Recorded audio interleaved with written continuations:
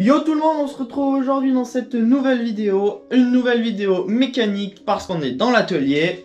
Et aujourd'hui, je vais vous apprendre à régler votre dérailleur SRAM, votre dérailleur arrière. C'est horrible de rouler et faire du VTT quand on a un petit craquement ou des changements de vitesse qui se passent pas bien. Franchement, on est tous d'accord là-dessus, c'est affreux. À la fin de cette vidéo, vous serez les maîtres du réglage du dérailleur et pour ça, vous aurez besoin de seulement deux petites clés, une clé BTR de 3 mm et une clé Torx de 25. On commence tout de suite, c'est parti. Sur les dérailleurs SRAM, les deux vis de réglage de butée sont côte à côte. La vis de gauche permet un réglage de la butée basse et la vis de droite permet un réglage de la butée haute. La vis de gauche permet donc un réglage de la butée basse, c'est-à-dire va jouer sur le décalage du dérailleur pour le petit pignon. Et la vis de droite pour le réglage de la butée haute va jouer sur le grand pignon. En première étape, on va commencer par détendre le câble. Donc on va desserrer un petit peu, le dévisser complet. Ensuite, on va visser ou dévisser la vis de gauche pour les butées basses pour que le galet bas soit aligné au petit pignon.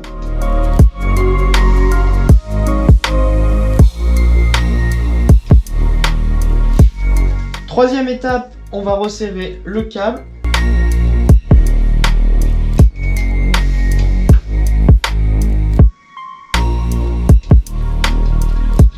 Maintenant que le réglage de la butée basse est fait et que le câble est bien tendu, on va pouvoir passer au réglage de la butée haute pour éviter que la chaîne passe derrière la cassette, entre les rayons et abîme ces derniers. Donc pour ça, on va passer sur le grand pignon. Et pareil, donc on va venir prendre la vis de droite et on va serrer ou desserrer pour aligner les galets.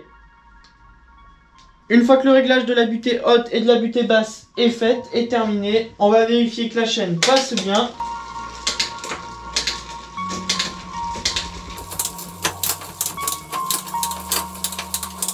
On va ensuite régler l'écartement entre le galet supérieur et le pignon haut à l'aide de la vis supérieure.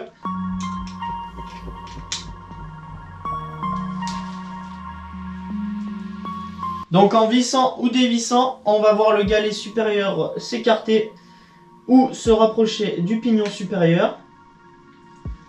Il ne faut surtout pas négliger cette étape, ça va permettre un meilleur passage des vitesses et ce sera plus fluide.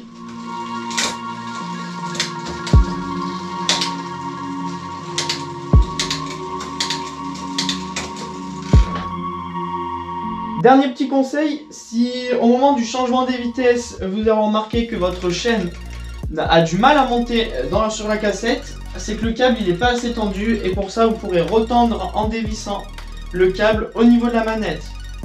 Vice versa, si les vitesses ont du mal à descendre, c'est que le câble est trop tendu, donc vous pourrez dans ce cas-là le desserrer à l'aide de la manette. Dernière étape, on vérifie tout le passage des vitesses.